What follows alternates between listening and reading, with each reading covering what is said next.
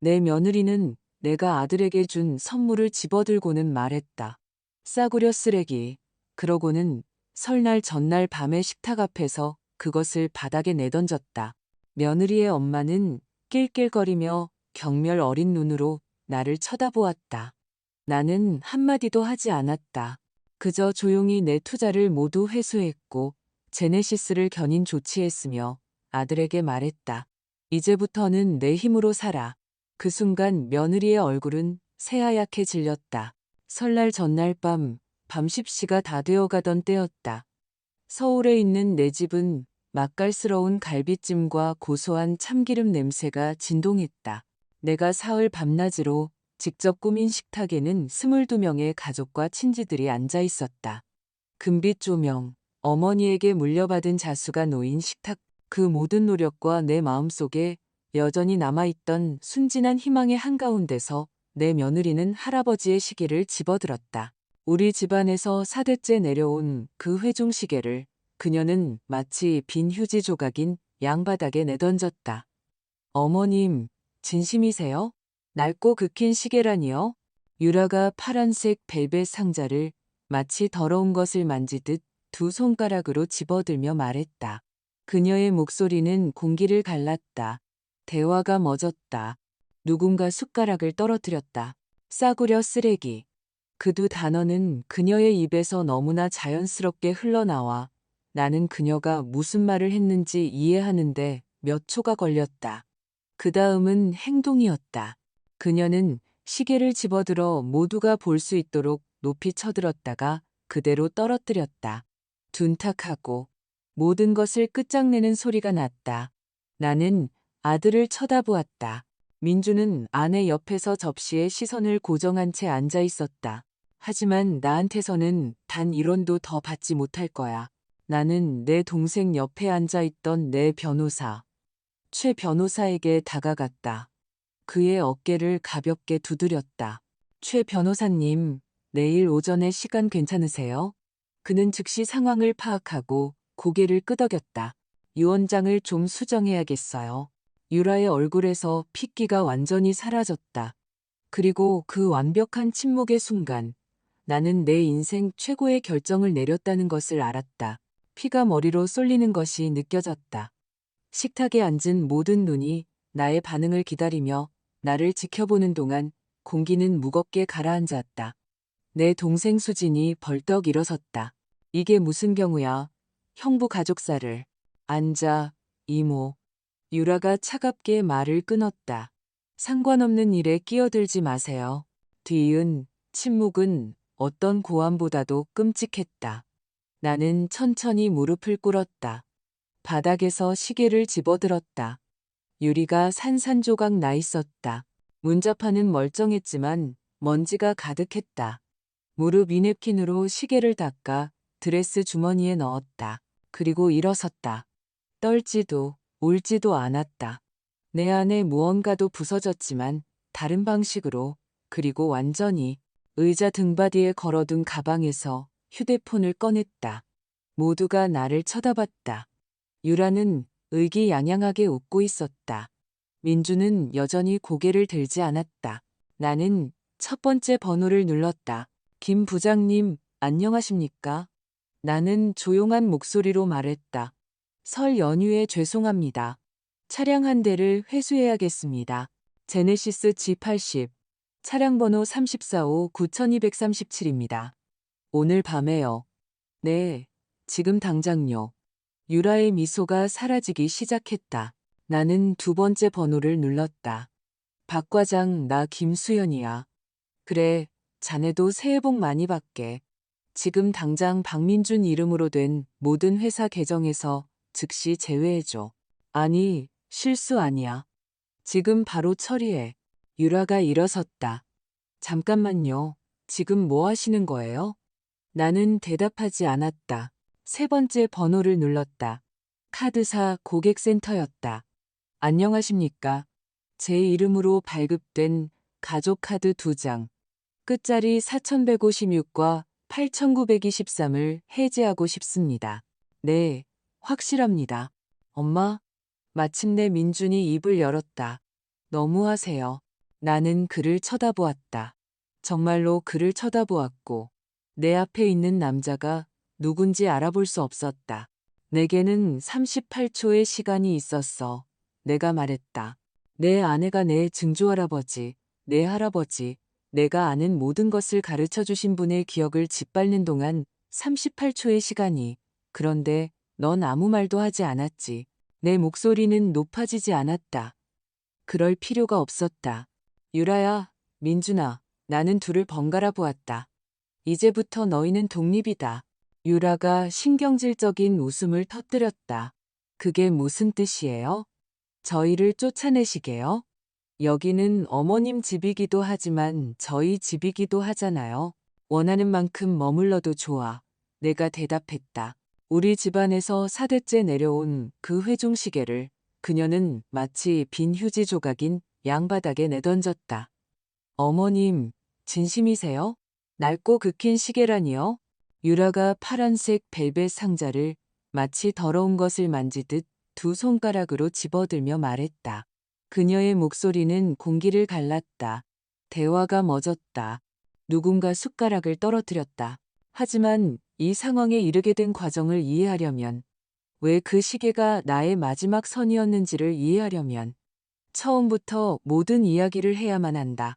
만약 이 이야기가 당신의 마음에 무언가를 남긴다면 끝까지 함께 해주길 바란다. 다음에 이어질 이야기는 당신을 놀라게 할 테니까. 그리고 이런 실제 이야기를 더 듣고 싶다면 채널을 구독해달라. 내 이름은 김수현, 67이다. 나는 부유하게 태어나지 않았다.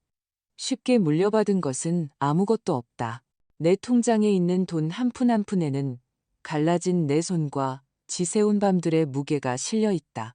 나는 서울의 한 작은 동네, 늘 페인트와 기계유 냄새가 나던 건축, 자재상 뒤편 작은 집에서 자랐다. 할아버지 박태진은 그 가게의 주인이셨다.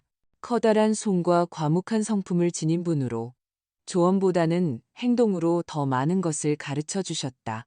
수연아, 내가 나무 서랍에 나사를 정리하는 것을 도울 때마다 말씀하시곤 했다.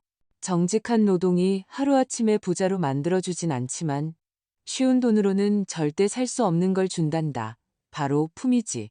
유라가 내 집 식당에서 박살낸 그 시계는 할아버지의 것이었다. 1952년 할아버지의 아버지가 첫 가게를 열었을 때 선물하신 것이다. 할아버지는 돌아가시는 날까지 매일 그 시계를 차셨고 내가 17살 때 내게 물려주셨다.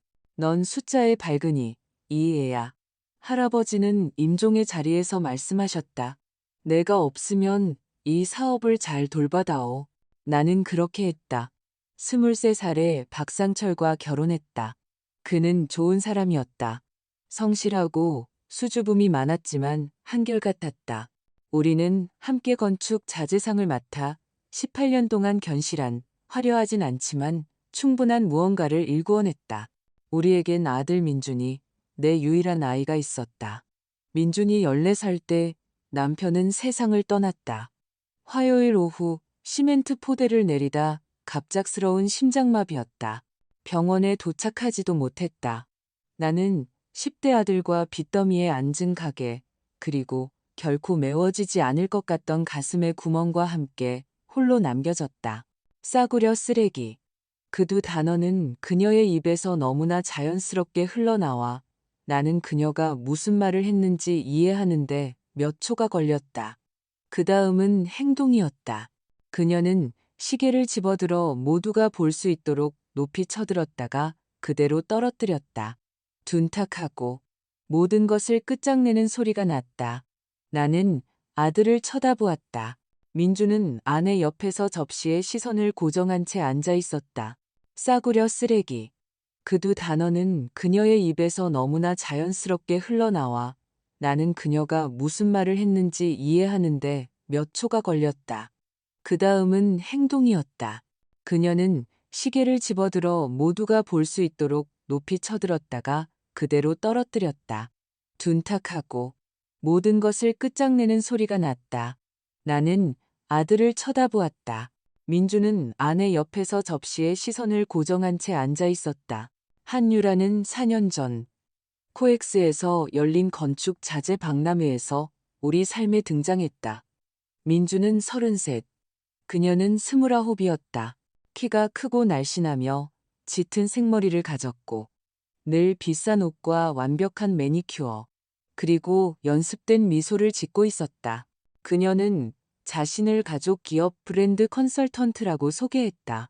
세련된 명함과 고급 레스토랑, 이국적인 해변 여행, 명품 가방 사진으로 가득한 소셜미디어 프로필을 가지고 있었다. 라이프스타일 인플루언서, 그녀는 스스로를 그렇게 불렀다. 팔로워 18만 명. 민주는 완전히 매료되었다. 그녀가 나를 쳐다보는 순간부터 등골에 차가운 기운이 스치는 것을 느꼈다. 그녀의 눈은 3초 만에 내 머리부터 발끝까지 훑으며 값을 매기고 측정하고 분류했다. 그녀는 나를 좋아하지 않았고 나 또한 그녀를 믿지 않았다. 하지만 내 아들은 사랑에 빠져 있었다. 적어도 그는 그렇게 생각했다. 그리고 그때 내가 몰랐던 것은 유라가 우리 삶에 우연히 나타난 것이 아니라는 사실이었다. 그녀는 계획을 가지고 왔다. 처음 석 달은 완벽한 연극이었다. 유라는 매력적이었다. 적절한 순간에 미소 지었고 진심 어린 관심이 있는 척하며 건축 자재상에 대해 질문했다.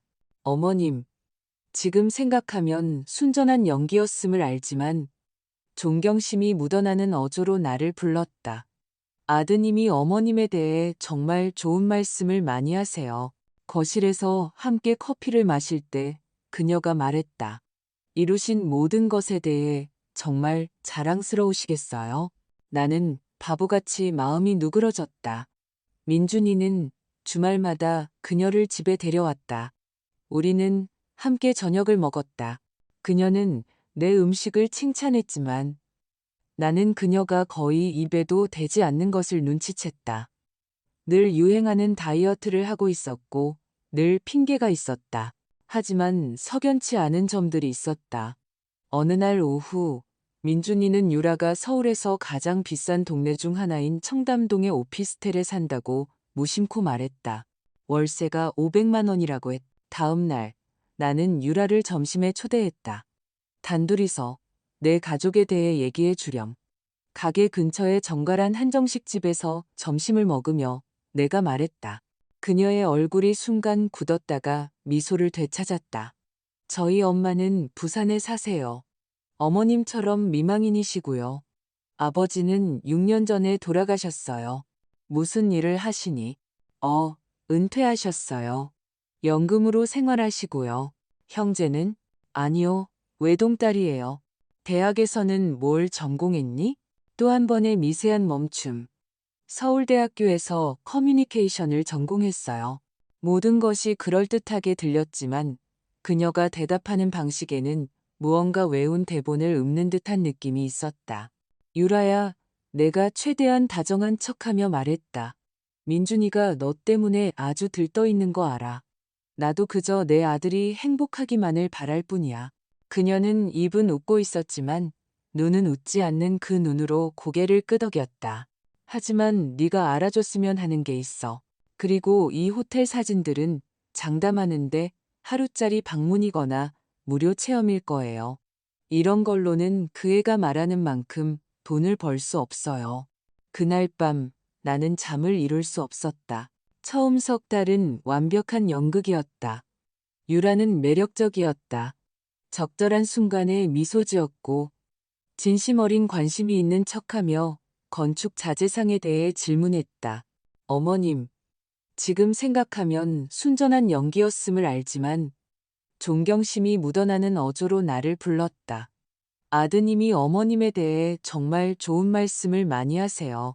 거실에서 함께 커피를 마실 때 그녀가 말했다. 이루신 모든 것에 대해 정말 자랑스러우시겠어요? 나는 바보같이 마음이 누그러졌다. 민준이는 주말마다 그녀를 집에 데려왔다. 우리는 함께 저녁을 먹었다. 그녀는 내 음식을 칭찬했지만 나는 그녀가 거의 입에도 대지 않는 것을 눈치챘다. 늘 유행하는 다이어트를 하고 있었고 늘 핑계가 있었다. 하지만 석연치 않은 점들이 있었다. 어느 날 오후, 민준이는 유라가 서울에서 가장 비싼 동네 중 하나인 청담동의 오피스텔에 산다고 무심코 말했다. 월세가 500만 원이라고 했다. 나는 살짝 몸을 기울였다.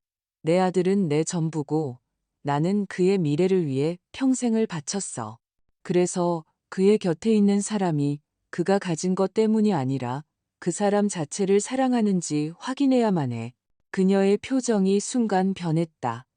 차갑고 계산적인 무언가가 그녀의 시선을 스쳐 지나갔다. 그러고는 거의 슬픈 듯한 낮은 웃음을 터뜨렸다. 어머님, 걱정하시는 마음 이해해요. 정말이에요. 하지만 약속할게요. 저는 민준 씨를 사랑해요. 그의 돈에는 관심 없어요. 거짓말쟁이. 나는 그 순간 알았지만 증거는 없고 직감뿐이었다. 그날 밤 민준이와 이야기했다. 아들, 좀 천천히 하는 게 좋겠구나. 넌 그 애를 거의 모르잖니. 그의 반응은 나를 놀라게 했다. 엄마는 왜 항상 그러세요? 그의 목소리는 지치고 짜증이 섞여 있었다. 한 번도 만족하는 법이 없으시잖아요. 제 여자친구 중에 엄마 마음에 드는 사람은 단 한 명도 없었어요. 그렇지 않아. 아니요, 맞아요. 예전 여자친구는 학벌이 부족하다고 하셨고, 그전 여자친구는 너무 조용하다고 하셨죠. 이제 유라는요? 너무 예뻐서, 너무 성공해서 문제인가요? 그런 게 아니야. 그냥 뭔가 느낌이 좋지 않아. 뭔가요? 그가 씁쓸하게 되물었다. 설명할 수 없는 뭔가요? 그냥 직감이라고요? 엄마들은 그냥 안다고요? 아니, 엄마들은 과보호하시는 거예요. 저 33이에요. 더는 애가 아니라고요. 그 말은 예상보다 더 아팠다. 난 그냥 내가 행복했으면. 그럼 제 인생을 살게 내버려 두세요. 그는 문을 쾅 닫고 내 집을 나갔다. 우리는 일주일 동안 말을 하지 않았다. 내 인생에서 가장 긴 일주일이었다. 마침내 그가 전화했을 때 그의 목소리에는 다른 무언가가, 새로운 무언가가 섞여 있었다. 엄마, 드릴 말씀이 있어요. 심장이 멎는 듯 했다.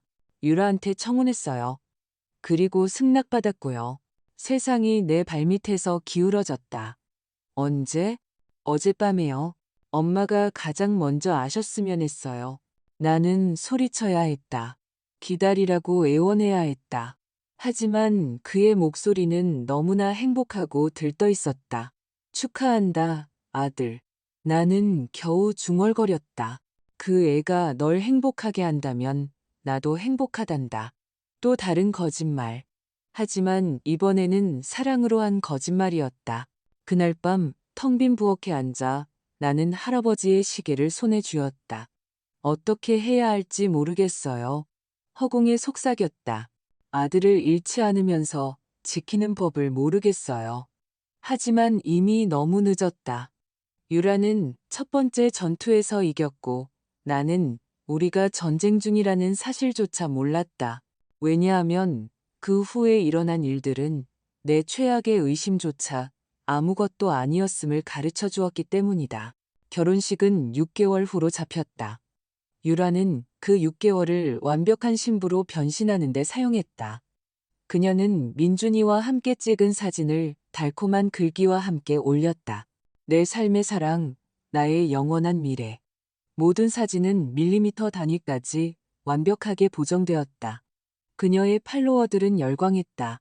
댓글이 쏟아졌고 그녀는 내가 이미 역겨움을 느끼는 그 가짜 다정함으로 모든 댓글에 답했다. 하지만 카메라가 없는 곳에서 일어나는 일은 다른 이야기였다. 어머님, 드릴 말씀이 있어요. 어느 토요일 아침, 그녀가 예고 없이 우리 집에 나타나 말했. 그녀는 두꺼운 서류철을 가져와 내 식탁 위에 펼치고 서류를 꺼내기 시작했다. 결혼식 장소를 알아보고 있어요. 민준 씨와 저는 우아하고 프라이빗하고 특별한 곳을 원해요. 그녀는 서울 외곽의 한 저택 사진을 보여주었다. 완벽하게 가꿔진 정원, 분수, 크리스탈 샹들리에가 달린 연회장. 아름답구나. 내가 인정했다. 전체 패키지가 1억 원이에요. 숨이 멎었다. 1억 원이면 모든 게 포함돼요. 하객 200명 연회, 프리미엄 오픈바, 장식, 라이브 음악, 5단 케이크까지요. 그녀는 마치 메뉴를 읽듯 말했다. 민준 씨가 어머님께서 비용을 도와주고 싶어 하신다고 하던데요. 내가? 아, 물론이지. 보태고 싶지만 그 금액은 일생에 한 번뿐이잖아요, 어머님. 그녀의 미소는 눈까지 닿지 않았다. 게다가 어머님은 잘 나가는 건축 자재상 3개나 가지고 계시잖아요. 그 정도는 충분히 감당하실 수 있다는 거 알아요. 그것은 첫 번째 직접적인 공격이었다. 그녀는 묻거나 제안하지 않았다. 단정했다. 민준이랑 상의해 볼게. 나는 평정을 유지하려 애쓰며 말했다. 이미 상의했어요. 그 사람도 동의했고요. 어머님 승인만 받으면 돼요. 나는 내 집에서 궁지에 몰린 기분이었다. 결국 나는 동의했다. 거절하는 것은 외아들의 결혼식을 망친 인색한 시어머니가 되는 것을 의미했기 때문이다. 1억 원. 그해 내가 저축한 거의 모든 돈이었다. 결혼식은 유라가 계획한 그대로였다. 인스타그램용으로는 완벽했지만 실제로는 차가웠다. 나는 이 행사를 위해 특별히 산드레스를 입고 첫 줄에 앉아 내 아들이 마음 깊은 곳에서는 그를 사랑하지 않는다는 것을 아는 여자와 결혼하는 것을 지켜보았다. 왈츠를 추는 동안 민준이는 나를 찾아 진짜 행복한 미소를 지었고 나는 모든 의심을 삼키며 미소로 화답했다. 엄마들은 그렇게 하니까 속이 무너져 내려도 미소 짓는다. 신혼여행은 발리였다. 2주간 모든 비용은 내가 댔다. 물론 유라가 소셜미디어에 올리는 사진에는 그런 언급은 없었다. 그들이 돌아왔을 때 나는 그들이 자신들만의 공간, 아파트나 집을 찾을 것이라고 예상했다. 대신 어느 날 오후 민준이가 여행 가방 2개를 들고 왔다. 엄마, 저희 집 구할 때까지 여기서 지내도 될까요? 유라는 그의 뒤에서 미소 짓고 있었다. 몇 달만요. 그녀가 덧붙였다. 요즘 부동산 시장이 너무 비싸서요. 괜찮은 곳을 찾으려면 시간이 좀 필요해요. 내가 무슨 말을 할 수 있었을까? 안 되라고? 물론이지, 아들. 여긴 언제나 내 집이란다. 몇 달은 1년이 되고 2년이 되었다. 임시거주는 영구 점령이 되었다. 유라는 물건들을 바꾸기 시작했다. 처음에는 사소한 것들이었다. 새로운 꽃병, 다른 쿠션. 좀 현대적으로 꾸미게요, 어머님. 존경하는 마음은 있지만 어머님 인테리어는 너무 전통적이세요. 그러다 더 큰 것들로 번졌다. 그녀는 거실을 내가 고른 베이지색 대신 회색으로 칠하고 싶어 했다. 더 세련되고 더 현대적이잖아요. 어느 날 퇴근하고 돌아오니 25년 동안 거실 벽에 걸려있던 남편과의 결혼 사진이 사라져 있었다. 내 사진 어디 있니? 나는 평정을 유지하려 애쓰며 물었다. 어머님 방에 넣어뒀어요. 거실이 꼭 박물관 같아서요. 좀 더 중립적인 공간이 필요해요. 박물관. 그녀는 내 역사를 박물관이라고 불렀다. 민준이는 그 모든 것을 들으며 그 자리에 있었다. 그는 아무 말도 하지 않았다. 그 사진은 제자리로 돌아와야 한다. 내가 단호하게 말했다. 유라는 연극처럼 한숨을 쉬었다. 그러시든지요. 하지만 상처는 이미 남았다. 메시지는 분명했다. 이곳은 더 이상 내 집이 아니었다. 그녀의 집이었다. 그리고 오미숙 여사가 왔다. 유라의 엄마는 어느 목요일 오후 커다란 여행 가방 3개를 들고 나타났다. 엄마가 부산에서 집주인이랑 문제가 좀 있었어요. 유라가 설명했다. 쫓겨나셨대요. 당분간 우리랑 같이 있어야 해요. 그들은 내게 묻지도 않았다. 오미숙 여사는 58살의 통통한 여자로 앙칼진 목소리와 끊임없는 의견을 가졌다. 그녀는 마치 호텔인 양 손님방에 자리를 잡았 어떤 것도 돕겠다고 나서는 법이 없었다. 요리도 청소도 하지 않았다. 그녀는 막장 드라마를 보거나 내가 하는 모든 일을 비판하며 시간을 보냈다. 아, 김 여사, 아직도 그 믹서기 써요? 너무 낡았네. 김 여사, 이 커튼 좀 바꿔야겠어요. 80년대 것 같아. 정원 가꾸는 사람 좀 고용하지 그래요? 방치된 것 같네. 유라는 모든 일에 그녀의 편을 들었다. 그들은 함께 웃고 내가 지나갈 때면 조용히 속삭였다. 마치 내가 내 집의 침입자인 것처럼 나를 쳐다보았다. 민준이는 가게에서 일했지만 우리는 더 이상 일요일 아침 식사를 함께하지 않았고 회사 실적을 같이 검토하지도 않았다. 피곤해, 엄마. 유라랑 나는 주말에 좀 쉬고 싶어. 내 돈으로 내 집에서 쉬고 싶어 했다. 민준이는 여전히 가게에서 월급 500만 원을 받았지만 그 돈은 손가락 사이로 빠져나가는 물처럼 사라졌다. 어느 날 회사 계좌를 확인했다. 민준이는 업무 관련 비용을 위한 법인카드 사용 권한이 있었다. 최근 내역은 내 등골을 오싹하게 했다. 아주 비싼 레스토랑, 명품 의류 부티크, 백화점 보석 매장, 팔찌 하나에 500만 원. 그날 밤 그를 추궁했다. 민준아, 이게 뭐니? 법인카드로 유라 선물을 산 거니? 엄마, 우린 부부예요. 내 것이 그 사람 것이기도 하죠. 하지만 이건 내 것이 아니야. 회사 것이지. 우리가 함께 일군 가게들의 것이라고. 유라가 바로 그때 거실로 들어왔다. 무슨 문제라도 있으세요? 어머님, 아들이 아내에게 선물하는 게 싫으세요? 문제는요, 그녀가 내 말을 끊었다. 어머님이 민준 씨를 아직도 어린애 취급하신다는 거예요. 모든 일에 허락을 받아야 하는 것처럼요. 그녀의 눈에 즉시 눈물이 고였다. 그녀가 완벽하게 터득한 재능이었다. 저는 그저 어머님께서 저를 받아주시고 믿어주시길 바랄 뿐인데 어머님은 항상 저를 적으로만 보세요. 민준이는 즉시 그녀를 껴안았다. 괜찮아, 자기야. 그러고는 비난의 눈초리로 나를 쳐다보았다. 엄마, 제발 모든 걸 통제하려고 하지 마세요. 그날 밤 나는 아무도 듣지 못하도록 조용히 내 방에서 울었다. 나는 아들을 잃어가고 있었다. 그리고 최악은 그가 그것을 알아차리지도 못한다는 것이었다. 변화는 너무나 점진적이어서 나조차 거의 알아채지 못했다. 마치 개구리를 산채로 삼는 것처럼 갑자기 불을 올리면 뛰쳐나가지만 온도를 조금씩 올리면 너무 늦을 때까지 그 자리에 머문다. 나는 그렇게 민준이를 잃었다. 일요일은 33년 동안 신성했다. 어릴 때부터 우리는 함께 아침을 먹었다. 시골식 스크램블 에그, 달콤한 빵, 전통 방식으로 내린 뜨거운 커피.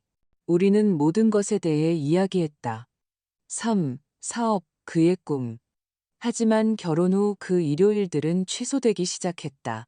엄마, 유라가 몸이 안 좋대요. 다음에요. 엄마, 유라 친구들이랑 약속이 있어요. 엄마, 우리 부부만의 시간이 필요해요. 처음에는 이해했다. 신혼부부니까. 정상이라고 생각했다. 하지만 다음은 결코 오지 않았다. 전화도 달라졌. 예전에는 민준이가 매일 전화해서 안부를 묻고 하루가 어땠는지 물었다. 이제는 내가 전화하지 않으면 며칠이고 소식이 없었다. 그리고 내가 전화하면 대화는 짧고 차가웠다. 별일 없니, 아들? 네, 엄마. 그냥 좀 바빠서요. 뭐가 바쁜데? 다음에 뵐게요. 나중에 얘기해요. 끊어야겠어요. 뚝, 어느 토요일, 내 오랜 친구가 점심을 먹자고 했다.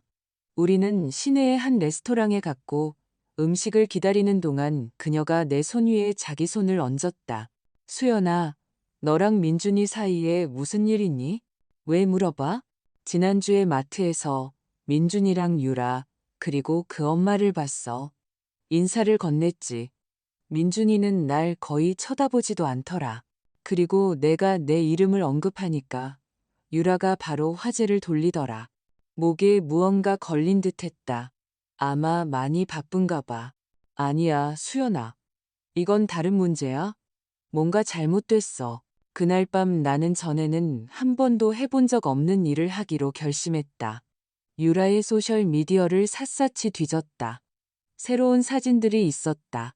바로 내 집에서 열린 가족 모임, 친구들과의 저녁 식사, 거실에서의 영화 감상 시간. 그 어떤 사진에도 나는 없었다. 말 그대로 내 집에서, 내 지붕 아래서 열린 파티에 나는 단 한 장의 사진에도 등장하지 않았다.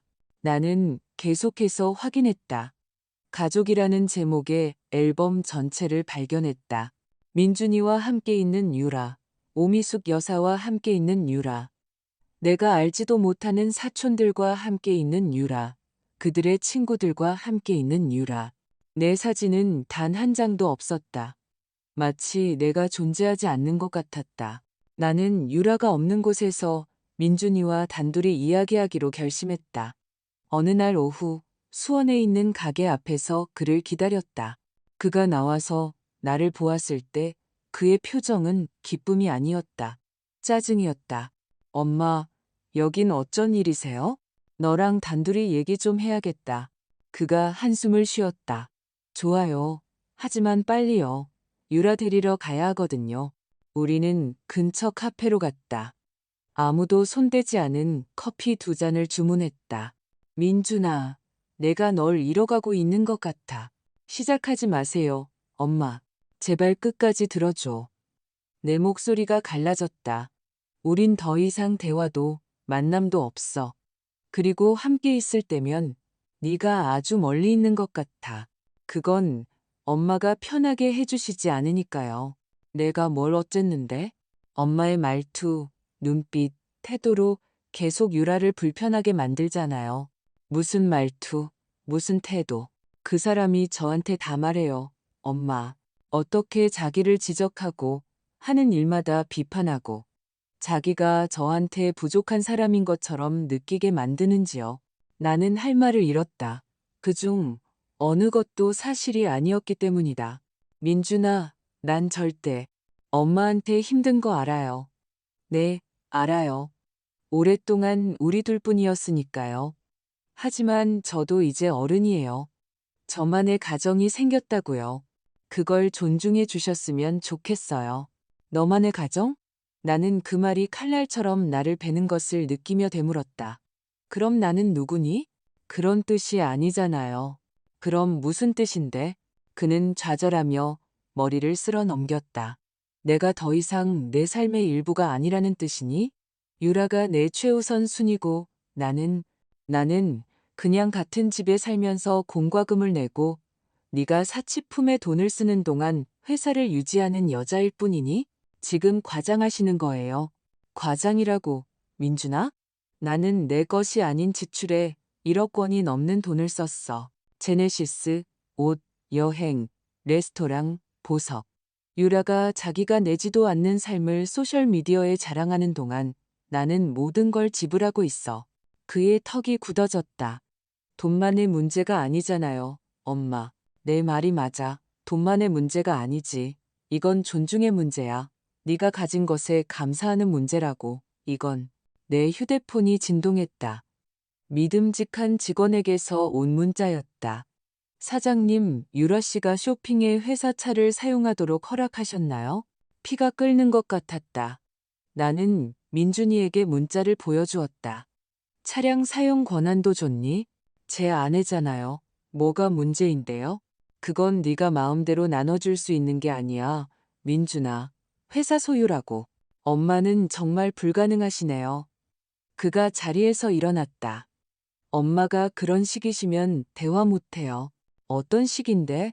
내 손으로 일군 것을 지키는 거? 통제하고 조종하고 모두를 죄책감 들게 만드는 거요. 그 말들은 총알처럼 나를 꿰뚫었다. 난 절대 저 가봐야겠어요. 그리고 그는 떠났다. 나는 텅 빈 카페에 앉아 식어가는 커피를 바라보며 내가 쌓아올린 모든 것이 무너져 내리는 것을 느꼈다.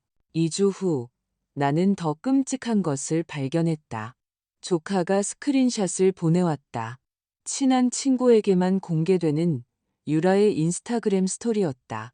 그중 하나는 그녀가 내 거실에서 오미숙 여사와 친구 2명과 함께 와인잔을 들고 있는 사진이었다. 글은 이랬다. 시어머니 출근하고 드디어 숨 좀 돌릴 때 댓글은 더 심했다. 와, 너 정말 인내심 대단하다. 그냥 자기 집에서 쫓아내버려. 요양원에나 가라고 해. 자기 역할은 다 했잖아. 유라는 모든 댓글에 웃는 이모티콘으로 반응했다. 그날 밤 나는 탈수될 것 같을 정도로 울었다. 하지만 최악은 아직 오지 않았다. 어느 날 오후 나는 일찍 퇴근했다. 중요한 계약을 성사시켰고 그 소식을 민준이와 나누고 싶었다. 어쩌면 우리가 다시 연결될 수 있을 거라고 생각했. 집에 들어섰을 때 부엌에서 목소리가 들렸다. 유라가 영상통화를 하고 있었다. 스피커폰 모드였다. 나 진짜 여기 더는 못 있겠어. 맹세해. 그녀가 지친 목소리로 말했다. 정말 참을 수가 없어. 항상 지켜보고, 항상 잔소리하고. 민준이는 뭐래? 반대편에서 목소리가 물었다. 민준이는 내가 시키는 대로 해. 거의 다 넘어왔어. 몇 달만 더 있으면 이 모든 게 우리 것이 될 거야. 조금만 더 버티면 돼. 그 여자가 널 유언장에서 빼버리면 어떡해? 유라가 웃었다. 자기 외아들을 빈털터리로 만들진 못할걸. 그리고 민준이가 상속받으면 내가 상속받는 거지. 세상이 그런 거니까. 나는 복도에서 얼어붙었다. 그 순간 모든 것이 맞아떨어졌다. 모든 세부사항, 모든 조종, 모든 가짜 눈물. 그녀는 나를 사랑한 적이 없었다. 민준이를 사랑한 적도 없었다. 그녀는 그저 우리에게서 얻을 수 있는 것만을 원했다. 나는 조용히 뒤로 물러나 집을 나와 차에 탔다. 몇 시간 동안 목적 없이 운전했다. 마침내 돌아왔을 때는 이미 어두워져 있었다. 유라와 오미숙 여사는 아무 일도 없었다는 듯 거실에서 TV를 보고 있었다. 안녕하세요, 어머님. 유라가 그 완벽한 미소로 말했다. 나는 미소로 화답했다. 나도 그녀에게서 배운 것이 있었기 때문이다. 나도 연기할 수 있었다.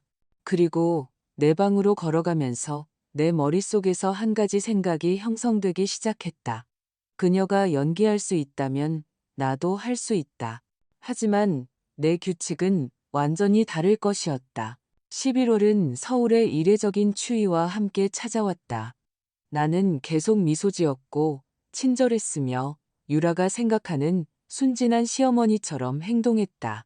하지만 내 안에서는 무언가 변해 있었다. 나는 더 이상 관심을 구걸하는 여자가 아니었다. 아들을 되찾으려 필사적인 엄마도 아니었다. 나는 남편의 죽음, 빚, 갑질하는 납품업체들, 그리고 남성 중심의 시장에서 30년 이상을 살아남은 사업가였다. 그리고 인생이 내게 가르쳐 준 것이 있다면 그것은 더 이상 잃을 것이 없는 여자를 절대 얕보지 말라는 것이었다. 나는 모든 것을 기록하기 시작했다. 모든 부당한 지출, 회사 자원의 모든 부적절한 사용, 모든 신용카드, 모든 청구서, 모든 은행 송금 내역, 내 회계사인 박 과장에게 지난 3년간의 상세 보고서를 준비해 달라고 요청했다. 나만 볼 수 있는 비밀 보고서였다. 그가 서류철을 건넸을 때 나는 앉아야만 했다. 2억 5천만 원. 유라가 우리 삶에 들어온 이후 내가 감당한 정확한 금액이었다. 결혼식 1억 원. 민준이가 몰았지만 유라가 자기 것처럼 사용한 제네시스. 월 할부금을 합쳐 3천만 원. 신용카드 5천만 원. 옷, 레스토랑, 여행, 보석, 스파, 미용실. 나머지. 그리고 민준이는 그 실제 규모를 전혀 몰랐다. 유라가 그의 돈을 관리하고 그의 은행 명세서를 검토하고 들어오는 돈 1원까지 통제했기 때문이다. 우리 지출을 더 잘 관리하기 위해서라고 그녀는 그에게 말했다. 참 편리하기도 하지. 어느 날 밤 사무실에서 이 숫자들을 검토하고 있는데 동생 수진이에게 전화가 왔다. 언니, 괜찮아? 요즘 좀 이상해 보여. 괜찮아. 거짓말. 내가 언니를 태어날 때부터 알았는데 무슨 일이야? 그리고 나는 몇 달 만에 처음으로 무너졌다. 나는 그녀에게 모든 것을 털어놓았다. 조종, 고립, 내가 엿들은 대화, 방금 발견한 숫자들. 수진이는 잠시 침묵했다. 그래서 어떻게 할 생각이야? 아직 모르겠어. 하지만 뭔가 변해야 해. 언니가 뭘 하든 난 언니 편이야. 하지만 조심해, 언니. 그 여자 위험해. 알아. 그래서 내가 그 여자보다 더 똑똑해져야 해. 12월이 왔고 명절이라는 사회적 압박도 함께 왔다. 유라는 몇 주 전부터 설날 저녁 식사에 대해 이야기하기 시작했다. 올해는 좀 크게 해야 해요, 어머님. 온 가족을 초대하고 제 친구들도요. 제 소셜미디어에 올리기 완벽할 거예요. 물론 그녀의 소셜미디어.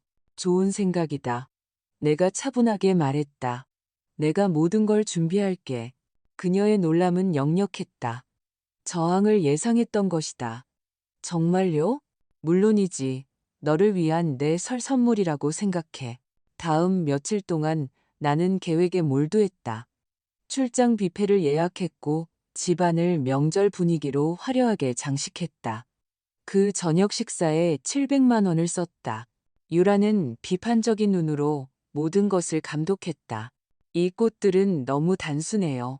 어머님. 흰 장미를 뒀어야죠. 식탁이 너무 전통적으로 보여요. 더 현대적인 장식이 필요해요. 전문 사진작가는 고용 안 하실 거예요? 제 친구들 모두 사진 찍고 싶어 할 텐데요. 나는 모든 것에 고개를 끄덕였다. 미소 지었고 그녀의 비위를 맞췄다. 오미숙 여사도 의견이 있었다. 아, 김 여사. 이 식탁보는 너무 낡았네. 더 우아한 건 없어요? 작년처럼 그 퍽퍽한 요리 할 거예요? 고급 레스토랑에서 주문해야죠. 나는 그들을 무시하고 내 계획을 계속했다. 하지만 저녁 식사보다 더 중요한 것이 있었다. 선물. 나는 민준이에게 무엇을 줄지 많이 생각했다. 의미 있는 것, 말로 할 수 없는 모든 것을 전달할 수 있는 무언가를 해야 했다. 어느 날 오후 나는 내 방의 금고를 열었다. 그곳에는 남색 벨벳에 쌓인 할아버지의 시계가 있었다. 남편이 죽은 후 보관해둔 것이었다. 보기에는 너무 고통스럽고 너무 많은 추억이 담겨 있었다. 나는 조심스럽게 그것을 꺼냈다. 부드러운 천으로 닦았다. 금속이 빛 속에서 반짝였다. 뒷면에는 증조할아버지가 1952년에 새긴 글귀가 여전히 남아 있었다. 용기란 모두가 포기할 때 계속 나아가는 것이다. 나는 시계를 열었다. 안쪽에는 할아버지가 첫 가게를 열던 날, 할머니와 함께 찍은 작은 사진을 붙여두셨다. 젊고 미소 짓고 희망에 가득 찬 모습. 나는 유리를 손가락으로 쓸었고 눈물이 허락없이 떨어졌다.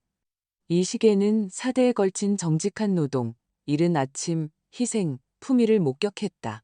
그리고 이제 나는 그것을 5대째 내 아들에게 용서와 연속성, 그리고 내가 여전히 그를 되찾을 수 있다는 믿음의 상징으로 넘겨주려 했다. 노스의 경첩이 달린 새로운 호두나무 상자를 샀고 안쪽은 와인색 실크로 덧댔다. 그리고 편지를 썼다. 민준아, 이 시계는 내 증조할아버지 박태진의 것이었고 그 다음은 내 할아버지, 그 다음은 나, 그리고 이제는 내 것이란다. 표면의 모든 긁힌 자국은 이야기를 담고 있고 모든 흔적은 노동의 하루를 의미해. 이 시계가 재는 매 초는 우리 가족의 심장 박동이란다. 금전적 가치가 있어서 주는 것이 아니야. 네가 그들이 쌓아 올린 모든 것의 연속이기 때문에 주는 거란다. 너는 나의 자랑이고 나의 유산이며 무슨 일이 있어도 언제나 나의 아들이다. 온 마음을 다해 엄마가. 나는 편지를 접어 시계 옆 상자에 넣었다.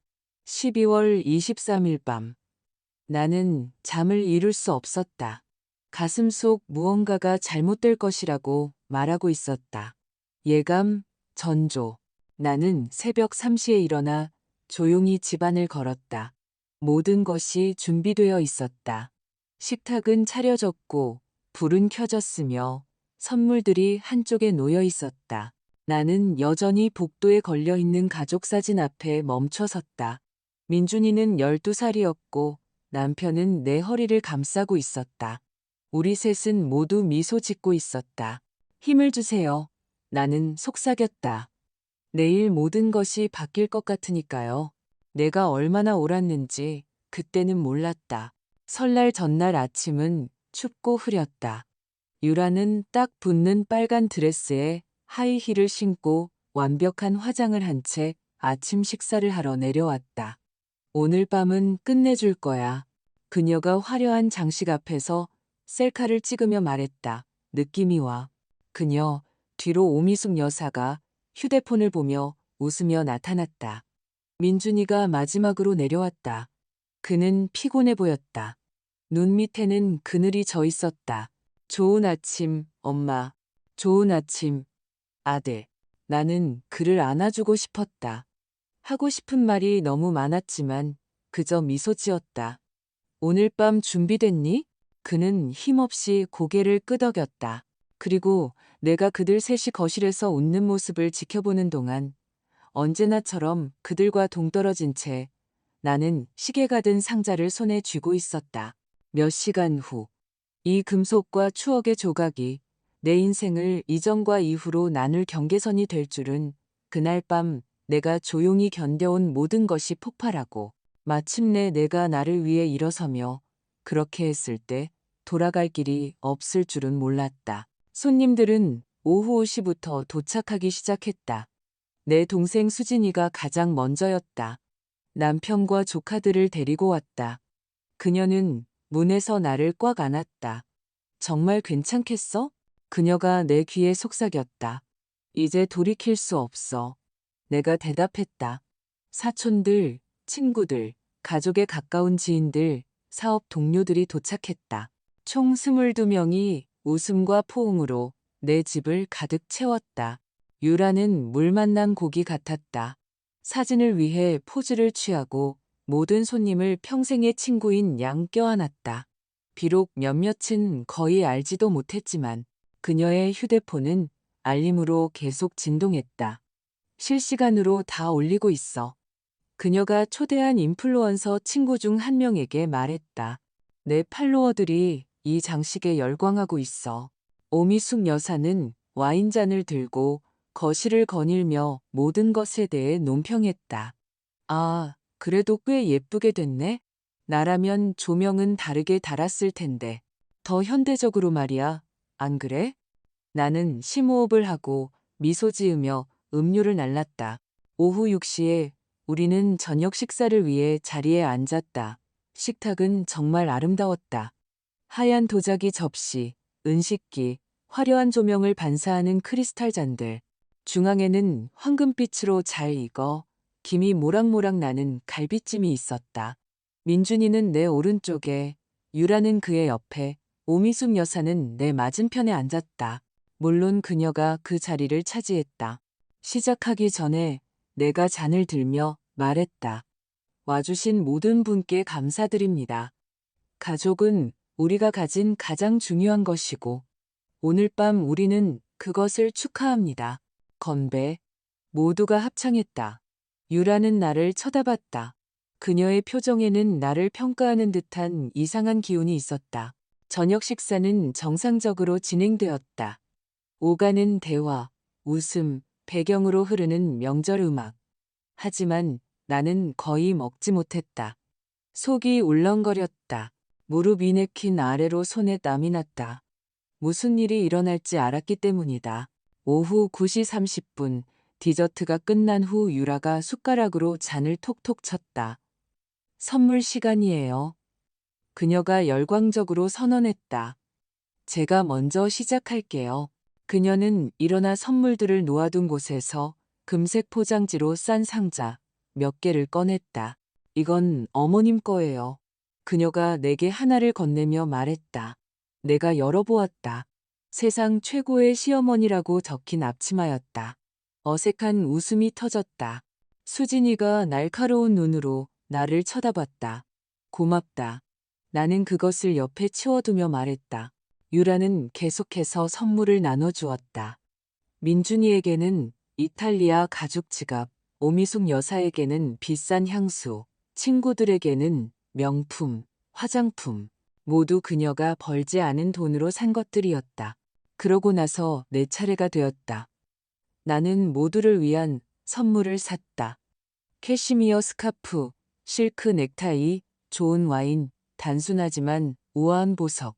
유라가 200만 원짜리 까르띠에 팔찌인 자기 선물을 열었을 때 그녀의 반응은 미지근했다. 아, 고마워요. 예쁜 것 같네요. 그녀는 착용조차 하지 않았다.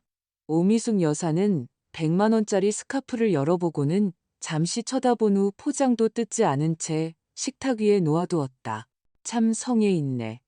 그녀가 감정 없이 중얼거렸다. 나는 첫 번째 분노의 파도를 느꼈지만 삼켰다. 마침내 나는 호두나무 상자를 꺼냈다.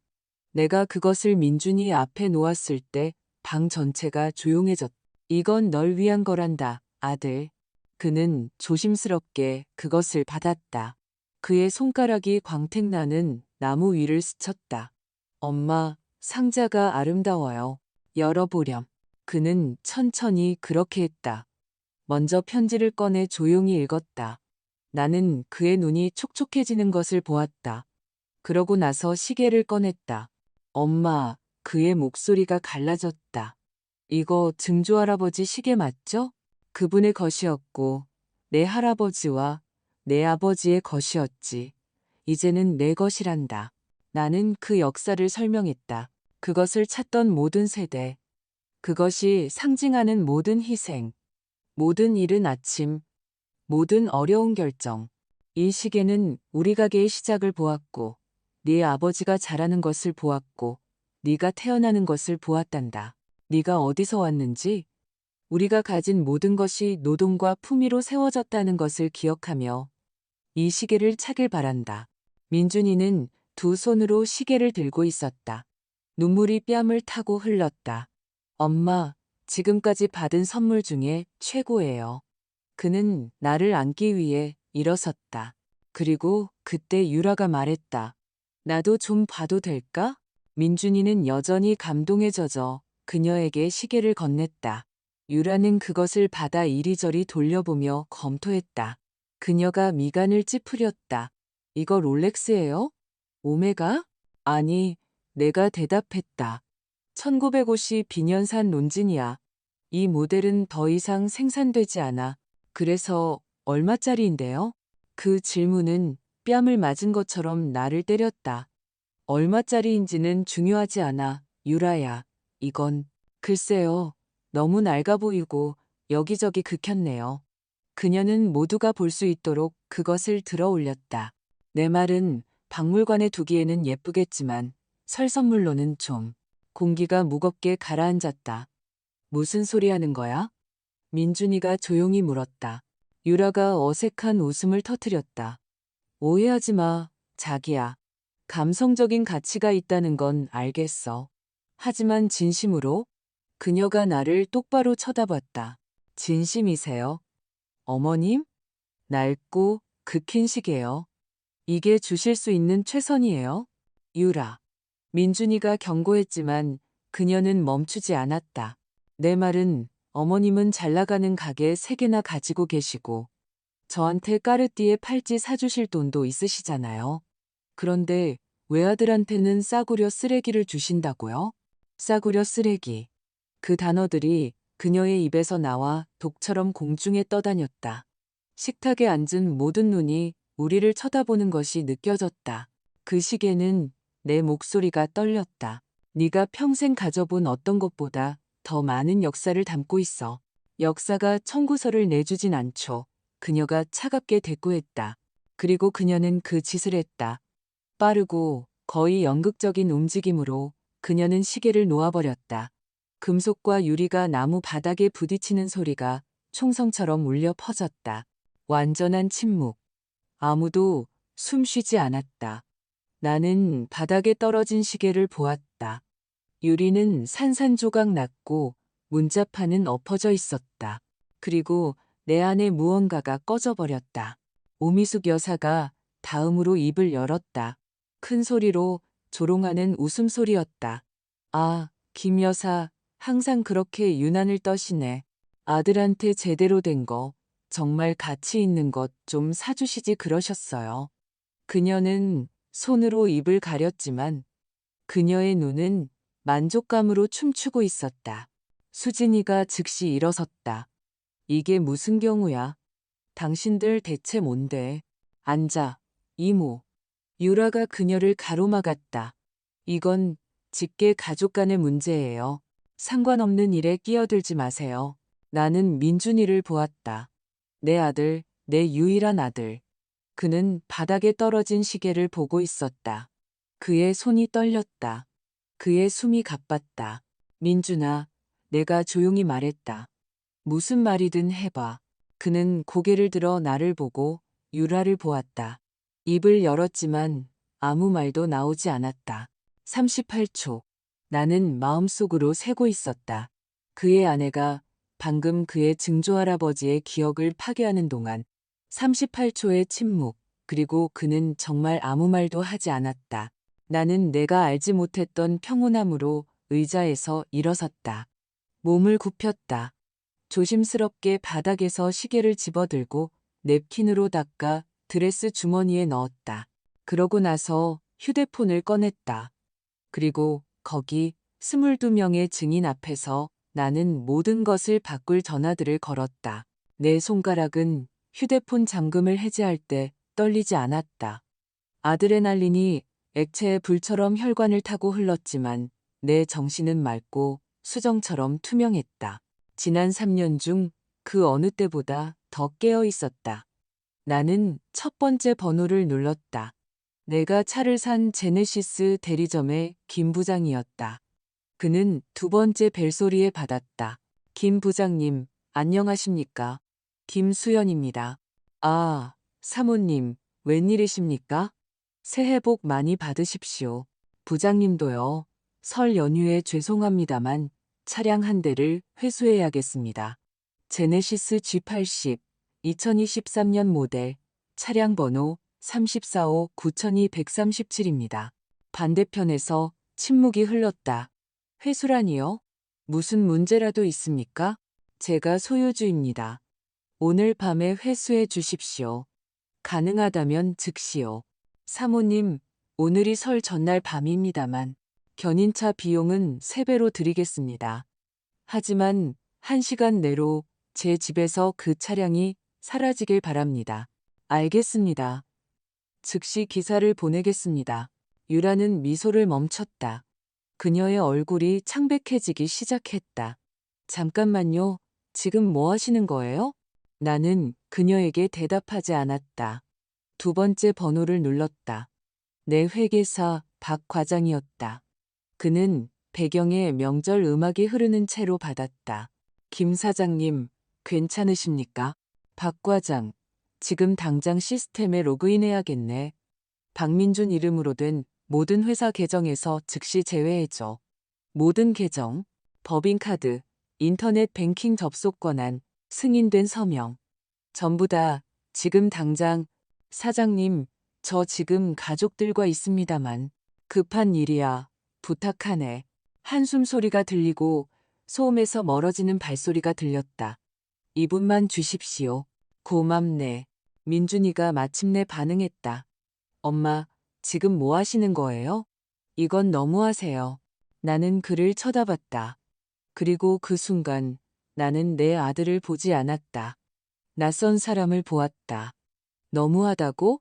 내 아내는 방금 내 증조할아버지의 시계를 바닥에 내던졌어. 내 증조할아버지의 것을. 그리고 넌 아무 말도 하지 않았지. 전 너무 충격받아서. 몰랐어요. 내게 38초의 시간이 있었어. 민준아. 내가 셌어. 내 가족의 기억을, 내 엄마를 지킬 38초의 시간이. 그리고 넌 침묵을 선택했지. 나는 세 번째 번호를 눌렀다. 카드사 고객센터였다. 안녕하십니까, 김수연입니다. 고객번호 47,829비입니다. 안녕하십니까, 김수연 고객님. 무엇을 도와드릴까요? 제 계정에 있는 추가 신용카드 2장을 정지하고 싶습니다.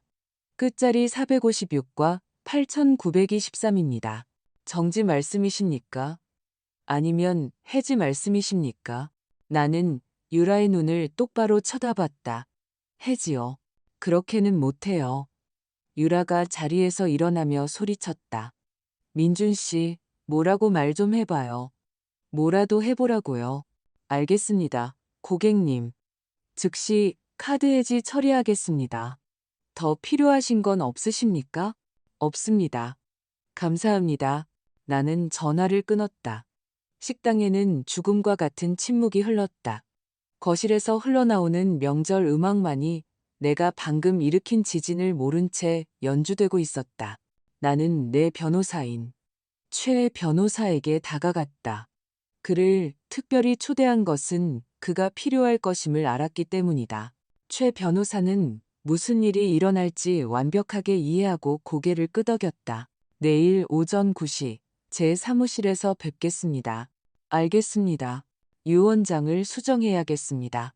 유라의 얼굴에서 핏기가 완전히 사라졌다. 그녀의 완벽하게 바른 화장조차도 뺨을 덮은 창백함을 감출 수 없었다. 아니, 안 돼요. 그럴 순 없어요. 내가 뭘 할 수 없다는 거지? 나는 그녀를 향해 돌아섰다. 내 돈, 내 재산, 내가 세운 회사들을 어떻게 할지 결정할 수 없다고? 당신은 비뚤어지고 조종하는 늙은 여자일 뿐이에요. 그녀가 말을 뱉었다. 이 모든 건 당신이 날 한 번도 받아주지 않았기 때문이야. 민준 씨가 당신보다 날 더 사랑하는 걸 견딜 수 없으니까. 널 사랑한다고? 나는 마른 웃음을 터뜨렸다. 유라야, 넌 민준이를 사랑하지 않아. 한 번도 사랑한 적 없어. 사실이 아니에요. 나는 다시 휴대폰을 꺼냈다. 음성 메모를 뒤져 3주 전에 녹음한 파일을 찾았다. 내가 일찍 퇴근했을 때 우연히 엿들은 그 대화. 나는 재생 버튼을 눌렀다. 유라의 목소리가 식당을 가득 채웠다. 나 진짜 여기 더는 못 있겠어. 맹세해. 정말 참을 수가 없어. 항상 지켜보고 항상 잔소리하고. 민준이는 뭐래? 민준이는 내가 시키는 대로 해. 거의 다 넘어왔어. 몇 달만 더 있으면 이 모든 게 우리 것이 될 거야. 조금만 더 버티면 돼. 그 여자가 널 유원장에서 빼버리면 어떡해. 녹음 속 유라의 웃음소리가 가장 끔찍했다. 자기 외아들을 빈털터리로 만들진 못할걸. 그리고 민준이가 상속받으면 내가 상속받는 거지. 세상이 그런 거니까. 나는 녹음을 멈췄다. 뒤이은 침묵은 귀가 먹먹할 정도였다. 민준이는 마치 꿈에서 막 깨어난 사람처럼 눈을 크게 뜨고 나를 쳐다보고 있었다. 3주 전에 내가 일찍 퇴근했었지. 넌 가게에 있었고, 네 아내는 스피커폰으로 친구와 영상 통화를 하고 있었어. 유라가 평정을 되찾으려 애썼다. 그건 맥락 없이 잘린 거예요. 맥락 없이 잘렸다고? 더 이상 참을 수 없었던 수진이가 끼어들었다. 내 동생이 죽기만을 기다렸다가 모든 걸 차지하겠다고 말하는 걸 정당화할 맥락이 어디 있는데? 오미숙 여사도 일어섰다. 당신들은 아무것도 몰라. 김 여사는 필요 이상으로 돈이 많잖아. 왜 그걸 자기 가족이랑 나눌 수 없다는 거야? 유라는 내 가족이 아니니까. 내가 단호하게 말했다. 기회를 보고 달려든 기회주의자일 뿐이야. 나는 준비해둔 서류철을 꺼냈다. 며칠 전 적절한 순간을 기다리며 찬장 서랍에 숨겨둔 것이었다. 나는 모두 앞에서 그것을 펼쳤다. 지난 3년간 나는 읽기 시작했다. 나는 2억 5천만 원의 지출을 감당했다. 여기 모든 것이 기록되어 있다. 모든 레스토랑, 모든 여행, 모든 옷, 모든 보석, 제네시스 할부금 3천만 원, 결혼식 1억 원, 신용카드 5천만 원. 나는 민준이에게 서류를 건넸다. 이게 내 아내가 쓴 돈이고 내가 지불한 돈이다.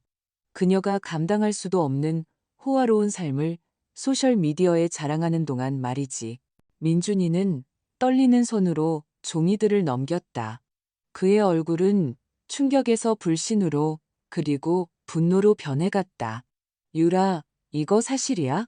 자기야, 내가 설명할 수 있어. 사실이냐고. 그녀는 한 걸음 물러섰다. 그러고는 그녀의 엄마를, 나를, 그리고는 그녀가 할 수 있는 유일한 것을 했다. 우는 것이었다. 당신은 그냥 한 번도 거절하지 않았잖아요. 내가 뭘 원할 때마다 사줬잖아요. 나는 그게 당신과 결혼 생활의 일부라고 생각했어요. 결혼 생활의 일부라고? 민준이가 서류를 떨어뜨렸다. 2억 5천만 원을 쓰는 게 결혼 생활의 일부라고? 바로 그때 초인종이 울렸다. 견인차였다. 유라는 창문으로 달려갔다.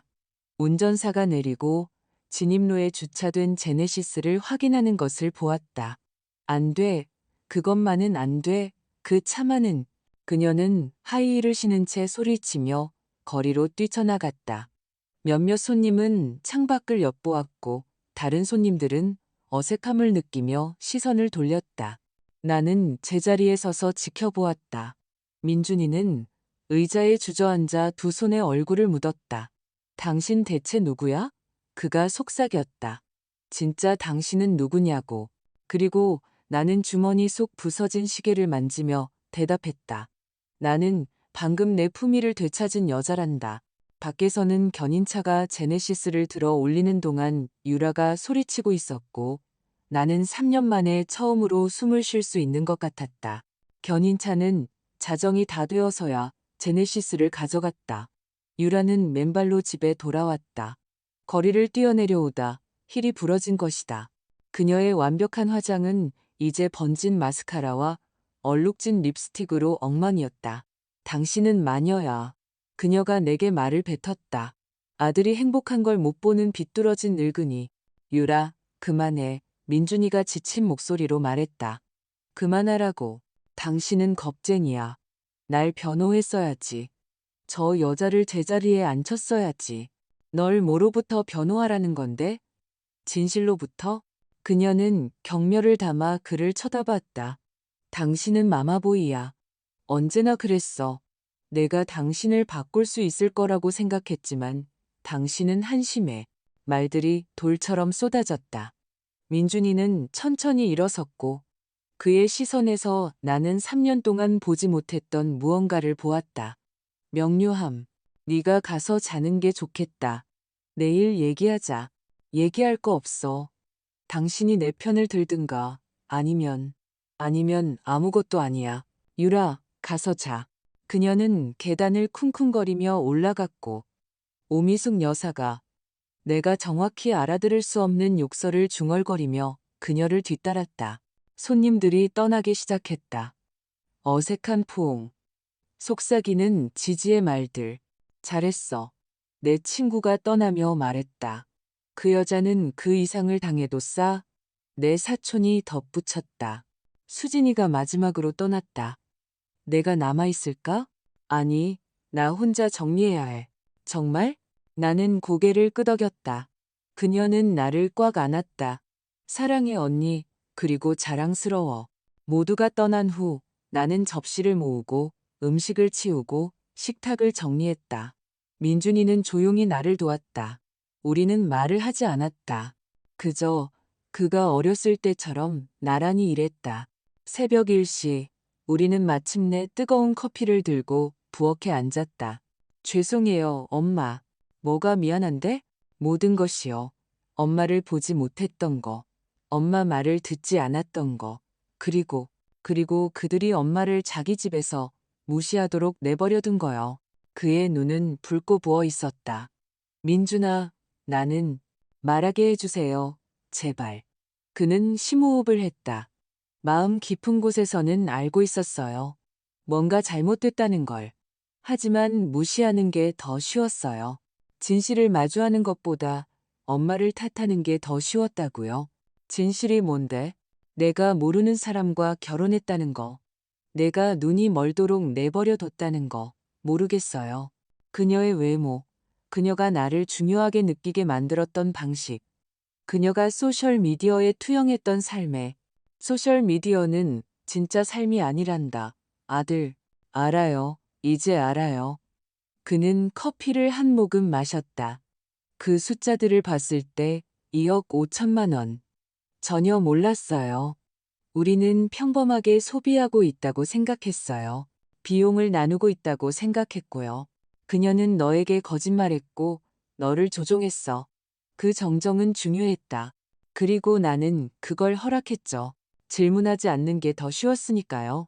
나는 그의 손 위에 내 손을 얹었다. 사랑은 편안한 게 아니란다, 민준아. 진정한 사랑은 너에게 도전하고 너를 더 나은 사람으로 만들어. 너를 텅 비게 만들지 않아. 그는 그때 울었다. 아버지가 돌아가신 후 그렇게 우는 것을 본 적이 없었다. 그리고 나도 그와 함께 울었다. 다음 며칠은 통제된 혼돈이었다. 설날 아침, 유라는 아무 일도 없었다는 듯 아침 식사를 하러 내려왔다. 안녕하세요. 그녀가 억지 미소로 말했다. 민준이와 나는 식탁에 앉아 있었다. 안녕. 그가 짧게 대답했다. 그녀는 커피를 따르고 냉장고를 열어 평소 먹던 수입 그릭 요거트를 꺼냈다. 그러고는 휴대폰을 꺼내 우버를 부르려 했다. 왜 내 결제 수단이 안 되지? 침묵. 민준 씨, 당신 카드도 안 되는데. 카드는 이제 없어. 유라. 뭐라고? 엄마가 해지하셨어. 어젯밤에 못 들었어? 나는 그녀의 얼굴에 스치는 공포를 보았다. 그녀는 은행 앱에 들어가 확인하고 또 확인했다. 그럼 난 어떻게 이동해? 대중교통으로. 나는 커피를 마시며 제안했다. 이 도시의 수백만 명의 사람들처럼 그녀는 나를 노려보았다. 그날 오후 유라는 친구들과 외출했다. 적어도 시도했다. 그들이 차로 그녀를 데리러 왔다. 그들은 백화점의 한 레스토랑, 작은 접시에 터무니없는 가격을 받는 곳 중 하나로 갔다. 하지만 계산서가 나왔을 때 그녀의 카드는 거절당했다. 실수일 거예요.